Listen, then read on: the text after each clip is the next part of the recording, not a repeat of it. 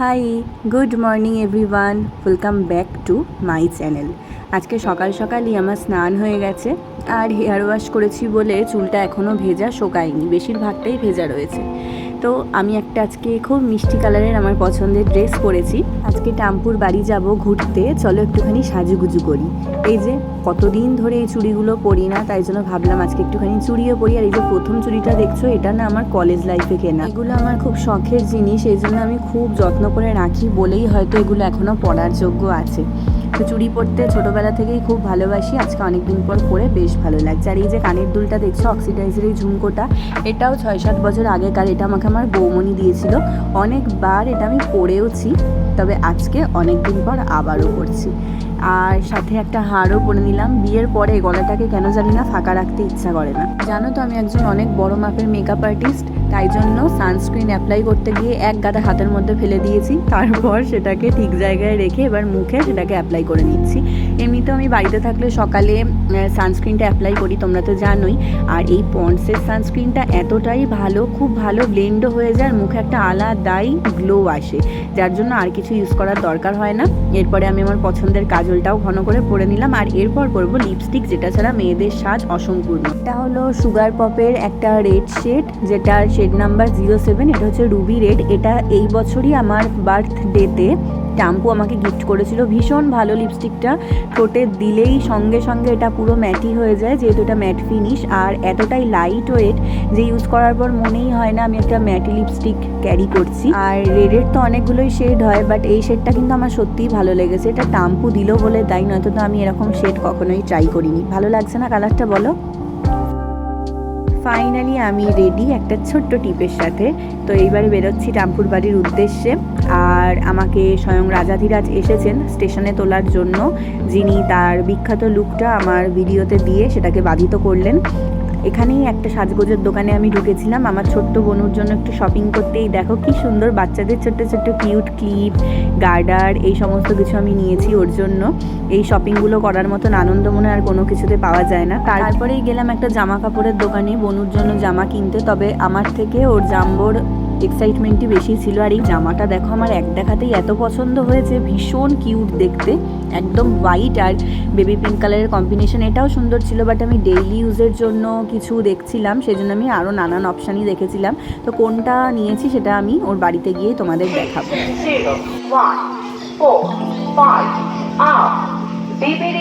আরেকটাও জিনিস কেনার ছিল, যেটা আমি পায়রাডাঙ্গাতে পাইনি বলে নৈহাটিতে নেমে নিয়েছি। তারপরই অটোতে উঠে বসেছি। আর এই যে আমি পৌঁছেও গেছি, এই রাস্তাটা পেরোলেই টাম্পুর বাড়ি। অটোয় উঠে আমার চুলটুলের অবস্থা খারাপ। পৌঁছেই টাম্পু এরকম একটা সুন্দর ঠান্ডা ঠান্ডা রিফ্রেশিং লেবুর শরবত আমার জন্য করে রেখেছিল, সেটা আমাকে ধরিয়ে দিল। আর আমি অর্ধেক খেয়েও ফেলেছি। এইবার তোমরা দেখো, এইটা হচ্ছে আমার ছোটি মা, যে এখন ছোট্ট ছোট্ট পাগুলো নাড়িয়ে নাড়িয়ে খেলা করছে। ওর সাথে তোমাদের একটু পরেই দেখা করাবো, কারণ ওর মা আমার ওপর অলরেডি খাবারের অত্যাচার শুরু করেছে। দেখো আরও একটা প্লেট ধরিয়ে দিয়েছে, এখানে রয়েছে পুলি মিষ্টি, আম, ডিম সেদ্ধ, সোয়াবিন সেদ্ধ, মানে আমার সব কিছু পছন্দের। ফাইনালি এই জামাটাই আমি ছোটিমার জন্য নিয়েছি। আর এটা আমি পছন্দ করিনি, করেছে ওরই জাম্বো। সাথে একটা দেখো ছোট্ট কিউট প্যান্টও রয়েছে। আর আমি যা যা এনেছি, গার্ডার, ক্লিপ, সব কিছুই টাম্পু জামাটার পাশে সাজিয়েই রাখছে, যাতে আমি তোমাদেরকে দেখাতে পারি। আর সব কিছু কি সুন্দর ম্যাচিং ম্যাচিং হয়েছে দেখো। তবে হ্যাঁ, যেটার জন্য নৈহাটিতে নেমেছিলাম সেটা হচ্ছে এই যে এইটা, মনে পড়ছে তোমাদের? সেই আমাদের ছোট্টবেলার 7 বাটির শৃঙ্গার টিপ। কি ভালো লাগে না এখনও? মনে হয় যেন আবার এই টিপগুলো দিয়ে সাজি, কিন্তু আর সাজা হয় না।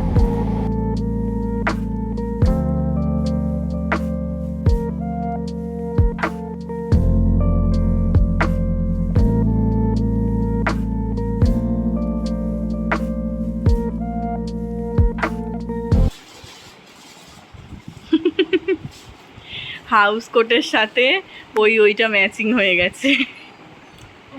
ওই যে ওইটা বিধ্বস্ত আমাদের নতুন মা, একদম বিধ্বস্ত, দেখেই বোঝা যাচ্ছে যে নতুন মা বিধ্বস্ত।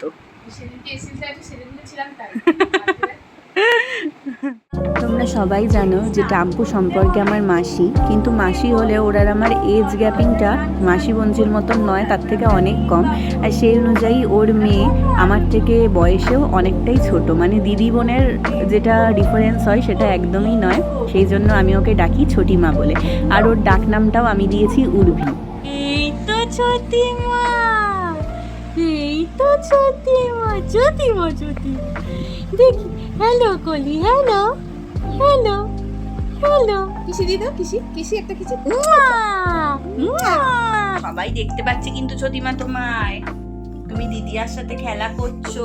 তোমরা জানো এটা আমার লক্ষ্মী ছোটিমা, এটা আমার লক্ষ্মী ছোটিমা, এটা আমার ছোট্ট ছোটিমা। বলো তো হ্যালো। আমিও একদিন ব্লগ করবো, দি বলবো বলবো বলবো। লেগে যাচ্ছে কিন্তু আমরা এখন পরে কথা বলবো গাইস তোমাদের সাথে। ও বাবালে বাবালে, তুমি কথা বলছো, সবার সাথে কথা বলছো, বাবালে বাবালে। আমরা এখন ব্যস্ত আছি বনু আর দিদিয়া, আমরা এখন অনেক কথা বলবো। এখন টাটা গাইস, বলো টাটা গাইস। রামপুর বাড়ি যখনই যাই তখনই খাবার দিয়ে অত্যাচার করা হয়। দেখো আমার পাতটার কি অবস্থা, আমার বাড়ির লোক যদি দেখে যে এইভাবে মানে থালা সাজিয়ে আমি খাচ্ছি তাহলে তো শিওরলি অজ্ঞান হয়ে যাবে, কারণ বাড়িতে এর হাফের হাফ খাবারও আমি খাই না। এটা হচ্ছে ঠাম্মার অত্যাচার, কি আর বলবো। ভাত ছিল, ডাল ছিল, অনেক রকমের ভাজা ছিল, ভেটকি মাছ, মিষ্টি দই, আম, চাটনি, সমস্ত কিছু ছিল। দুপুরবেলায় খেয়ে দিয়ে ভাত ঘুম দিয়ে একজনের বোধহয় মুখটা একদম ভালো হয়ে গিয়েছিলো, এই জন্য কি হাসিটাই না দিচ্ছে দেখো খালি। আসার পর থেকেই যখন হাসছে তখনই আমার ক্যামেরাটা বন্ধ থাকছে। তাই এত সুন্দর একটা মোমেন্ট ক্যাপচার করার লোভ আমি আর ছাড়তে পারলাম না। এখন উর্ভি তার দিদিয়ার সাথে খেলা করছে। ছোটিমার সাথে খেলতে খেলতে আমি ঘুমিয়েই পড়েছিলাম। যখন ঘুম ভাঙলো তখন প্রায় 5:30 বাজে, আর উঠে আমি জানতে পারলাম যে ডিএম চলে এসেছে শুধুমাত্র আমার সাথে দেখা করবে বলে। দেখো তোমরা কি সুন্দর মাথায় আরেকজন সূর্যমুখী ফুল তুলেছে, দেখেছো? দেখো, এই দেখো দুটো নারকোল গাছ উঠেছে, তাই না? আমার সোনা বনু, এটা আমার সোনা বনু, এটা আমার ছোটিমা, সোনা ছোটিমা। আচ্ছা আচ্ছা, বিরক্ত হচ্ছে গাইস, টাকা বিরক্ত হচ্ছি আমি খুব, আমি বিরক্ত হচ্ছি খুব। করেছে এরকম করেছে, এত বড় কথা, এত বড় কথা, এত বড় কথা, আতেই পারলো না, আতেই পারলো না,